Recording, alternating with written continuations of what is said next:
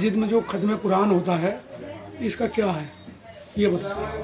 देखिए, कुरान मज़हब इस्लाम की एक मुक़द्दस किताब है जिसमें हमारी ज़िंदगी की पूरी रहनुमाई की गई है। कुरान चूँकि रमज़ान के महीने में अर्श मुअल्ला से आसमान दुनिया पर रमज़ान के महीने में लैलतुल क़द्र में नाजिल हुआ था, इसीलिए मुसलमान मस्जिदों में रमज़ान के महीने में तरावी की शक्ल में कुरान पाक सुनते हैं।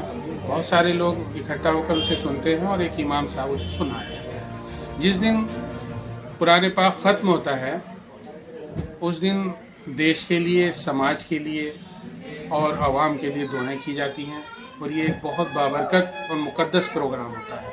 चूँकि कुरान पाक एक बहुत मुक़द्दस किताब है और ये इसी महीने में नाजिल हुई थी तो ये उसकी यादगार भी है।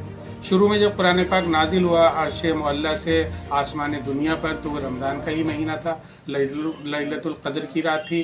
फिर थोड़ा थोड़ा करके हज़रत जिब्राईल अलैहिस्सलाम के ज़रिए हुज़ूर नबी करीम सल्लल्लाहु अलैहि वसल्लम पर ये नाजिल होता रहा।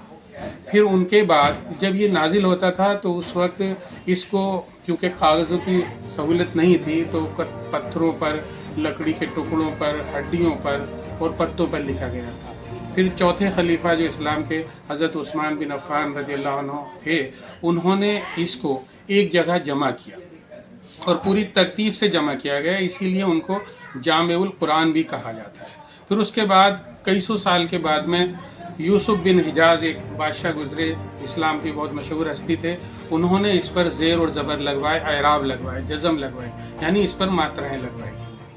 तो इस तरह से कुरान हम तक पहुँचा और हर रमज़ान में उसको मुसलमान इकट्ठा होकर सुनना पसंद करते हैं। यूँ तो हर घर में कुरान पढ़ा जाता है, लेकिन जो कुरान मस्जिद में ख़त्म होता है तो उसमें जो प्रोग्राम ख़त्म वाले दिन माना जाता है उसको ख़त्म कुरान का महफिल या ख़त्म कुरान का प्रोग्राम कहा जाता है।